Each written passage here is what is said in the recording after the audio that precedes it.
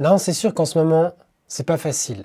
Mais franchement, quand on entend des choses pareilles, moi, ça commence à me donner, je sais pas, je suis désespéré. J'ai discuté ce matin avec un gars somme toute sympathique, mais qui était encore en train de me dire que les crypto-monnaies, c'était inutile, que c'était juste pour la spéculation et du terrorisme.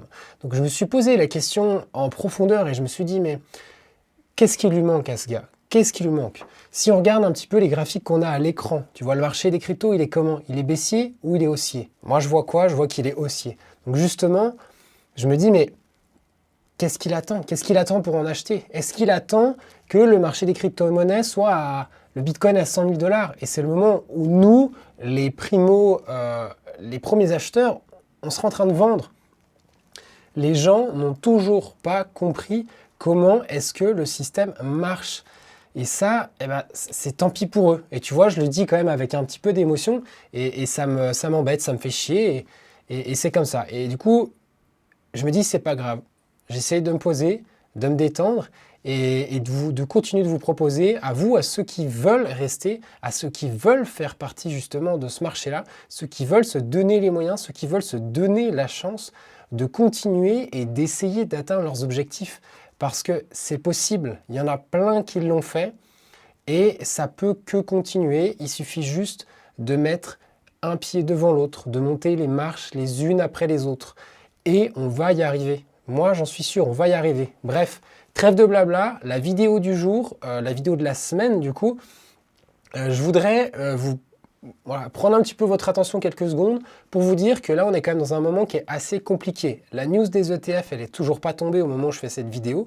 On ne sait pas ce qui va se passer, ni moi, ni toi, ni l'influenceur. Personne ne sait comment le marché va se comporter. Ce qu'il faut noter tout de même, regarde à l'écran. On a dit que le marché, il était haussier. Ok, ça c'est une certitude, le marché, il est haussier, mais regarde, là, je suis en mensuel, une bougie égale un mois. 1, 2, 3, 4, 5 mois de hausse consécutive. Ça fait très longtemps qu'on n'a pas vu ça et c'est très rare qu'on dépasse les 6 ou 7 mois. Si tu te fais une rétrospective long terme, c'est très très rare. Donc moi je pense que quoi qu'il se passe après les ETF Bitcoin, il faudra se préparer à une potentielle correction pour racheter des crypto-monnaies ou alors en amont avoir anticipé et pris des profits. Tu fais ce que tu veux de cette information-là, je te la partage et puis c'est tout. Si on regarde le Bitcoin, lui, il transige de côté depuis une petite période. Il nous fait des hawkers. Ça a été assez compliqué à gérer parce que moi, je voyais vraiment, si on se trace quelque chose à l'écran d'assez propre, là, on va se faire. Pour moi, il y avait quasiment un range. On va dire que là, on était quasiment dans un range. On est en bas, on revient quasiment tester les niveaux du bas. Voilà, deux bornes assez serrées, assez importantes. Et depuis, qu'est-ce qui s'est passé? Eh ben, on est venu chercher le haut du range, on l'a réintégré. À partir de ce moment-là, moi, je me suis dit, putain, fait chier, là, va falloir vraiment réfléchir à ce que je fais. Est-ce que j'achète? Est-ce que je vends tout? Tu vois, qu'est-ce qui se passe? Et je me suis dit, on réintègre, on a une bougie qui est quand même assez sale en daily. Je me dis, ben, on va aller voir la borne basse du range, on va aller beaucoup plus bas. Et qu'est-ce qui se passe? Non, on est en train de ressortir aujourd'hui, quand je fais cette vidéo-là, on est en train de ressortir du range. Donc, je comprends parfois la frustration de certaines personnes. Le marché en ce moment, il est illisible. C'est super compliqué de comprendre ce qui se passe. Donc, si tu gagnes, tant mieux pour toi. Si tu perds, c'est pas grave. Il faut être patient. Il va se passer des trucs. Peut-être qu'on aura une continuation et ce serait tant mieux pour tout le monde. Si ça corrige, préparons-nous à ce que ça corrige, à garder des liquidités pour pouvoir réinjecter. Là, on est vraiment dans une phase que je trouve qui est assez illisible. On pourrait éventuellement se dire que bah, là, on a quelque chose qui...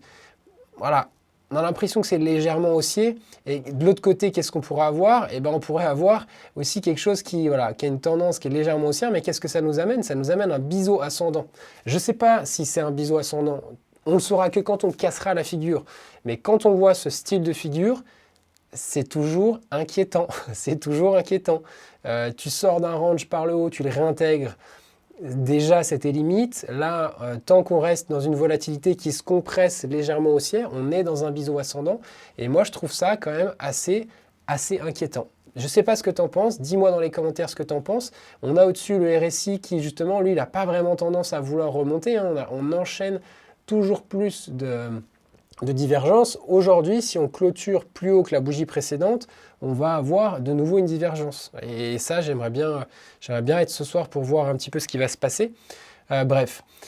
Voilà pour le marché. Je t'avoue, c'est illisible. Moi, je ne suis pas capable de dire ce qui va se passer demain. Je suis juste vigilant et je me dis, je suis prêt à racheter plus bas si le marché tombe. Et si le marché continue, je suis bien in, je suis bien rentré et c'est pas grave.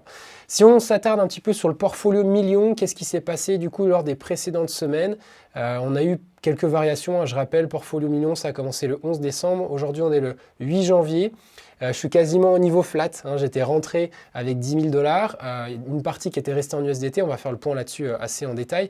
Et là actuellement je suis sur des niveaux flat, donc ce que je trouve cool c'est que quand même, depuis tout ce temps-là, je surperforme et le marché du Total 3 et le marché du Bitcoin. Le marché du Total 3, je ne sais pas si on voit tout bien à l'écran, il faut que je mette comme ça. Hein, là, je suis supérieur, donc le mieux, c'est d'aller sur le graphe. Hein. Le mieux, c'est d'aller sur le graphe. Forcément, le marché, il est monté fort. Moi, je suis monté fort. J'ai aussi beaucoup corrigé. Ça fait une petite période que je corrige, que mon portfolio, il n'aime pas ça. Et je suis bientôt flat. Mais quand on regarde par rapport au Total 3, là, en ce moment, je suis en meilleure position.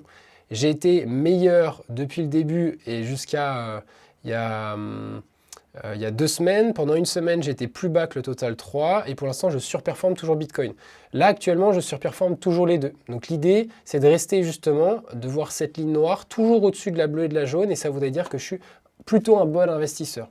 Malgré les corrections incessantes, je suis plutôt bien placé sur le marché. Bref, ce n'est pas pour m'envoyer des fleurs, c'est juste pour vous faire comprendre ce que j'essaye de faire avec le million de challenge. C'est bien beau de vouloir atteindre des objectifs importants, il faut aussi avoir des métriques et se dire est-ce que je suis dans le droit chemin, dans le mauvais chemin. Donc même si jamais mon portfolio corrige, s'il reste au-dessus des performances du marché, ça veut dire que je peux accepter qu'il corrige parce que plus tard, ce sera peut-être beaucoup plus haut, beaucoup plus important. Si on regarde le portfolio, le screen un peu plus important, alors là, je fais un petit peu nimp. Donc là, on a toujours Akala, GLMR, Karora qui sont dedans. Les 3 positions sont positives, elles sont toujours positives. On a le Dogecoin ensuite qui, lui, a pris une petite claque. Je suis un petit peu déçu, je pensais qu'on allait avoir quelque chose d'un peu plus résilient. Il a pris une petite claque, idem pour Uni et AAV. Les 3 cryptos là sur lesquels je suis rentré il y a plus d'une semaine ont pris des petites claques, mais bon, c'est pas grave, à long terme, c'est des cryptos qui ont des fondamentaux qui pour moi sont vraiment pertinentes à conserver dans ce portfolio. Et la partie USDT, je n'ai pas réinjecté de nouvelles liquidités. À noter le TIA, au vu du mouvement qu'il nous a fait, on va aller le voir en graphe juste après, au vu du mouvement qu'il nous a fait, j'ai préféré sortir. J'ai préféré me dire, je coupe cette position-là, je la sens pas, c'est pas terrible, je suis sorti, voilà, j'ai pas vraiment pris de profit. Hein, quand tu prends 78 USDT sur une... Bon, ça sert à rien, 7% de perf. Mais voilà, je préférais sécuriser ça au vu de l'incertitude sur Bitcoin. Autant du Dodge, du Uni, je veux garder ça sur 6 mois, 1 an, il n'y a pas de problème. Mais du TIA, au vu de la montée parabolique qu'il nous avait fait, c'était quelque chose qui était plutôt court terme. Le TIA qui est ici, moi ce que je voyais, c'était, est-ce qu'on a bien tout à l'écran? Ce que je voyais, c'était un range potentiel avec une borne haute, une borne basse ici, ou éventuellement un triangle rectangle ascendant en 4 heures. C'était les 2 possibilités. Donc, de la réaccumulation potentielle pour avoir un pump. Ce qui était vraiment très intéressant, c'était de voir que là, on avait l'entrée du range ou du triangle et une potentielle extraction. Et quand tu regardes les bénéfices des... Voilà, les super traders, j'avais laissé à côté, les traders sont allés chercher leur objectif. Donc moi, je me suis dit, c'est une position qui n'est pas juste 1 ou 2 jours, tu vois, je pensais que ça allait continuer un petit peu, et ben j'aurais dû mettre un take profit là, je ne l'ai pas fait, c'est pas grave, c'est comme ça, petite erreur de ma part. Comme on vient de réintégrer le range, ça pose de grandes questions. Le pullback, il doit être dynamique, on doit avoir une reprise assez importante. Quand tu regardes, donc on a réintégré, et en plus en 4 heures, on a réintégré et on se fait rejeter. Et moi, quand je vois ça, je suis désolé, je ne peux pas rester dans le trade. Vu que c'est un truc court terme, que ça fait trop longtemps qu'on est dedans, je ne peux pas me permettre de rester dedans. Idem quand tu regardes en weekly. En weekly, on a eu une bougie, une avalanche baissière il y a 3 semaines. Celle-là, elle présage déjà potentiel retournement. Donc je ne sais pas ce qui va se passer, personne ne peut le savoir. Celui qui te dit ce qui va se passer, c'est quand même une mauvaise personne parce qu'on n'a pas le droit, ne peut pas prédire le futur et puis c'est tout. Bref, on a eu une avalanche baissière. Comme on avait une avalanche haussière par la suite, je me suis dit, il y a peut-être un truc à jouer, un rattrapage, quelque chose, un petit dernier pump. Peut-être que le pump, il a eu lieu et que ça va corriger. Voilà.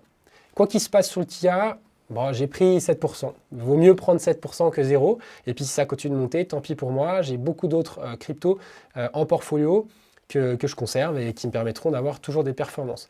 Ce que je voulais aussi amener aujourd'hui avec cette vidéo, j'en ai parlé dans une précédente, c'est d'avoir un plan de trading. As-tu aujourd'hui un plan de trading précis? Je vais sortir une vidéo demain sur Stacks. Tu verras une vidéo assez importante. Là en ce moment sur Stacks, on est sur des niveaux qui sont quand même clés et je pense qu'il faut prendre des profits sur cette crypto. Tout vendre ou pas, peu importe.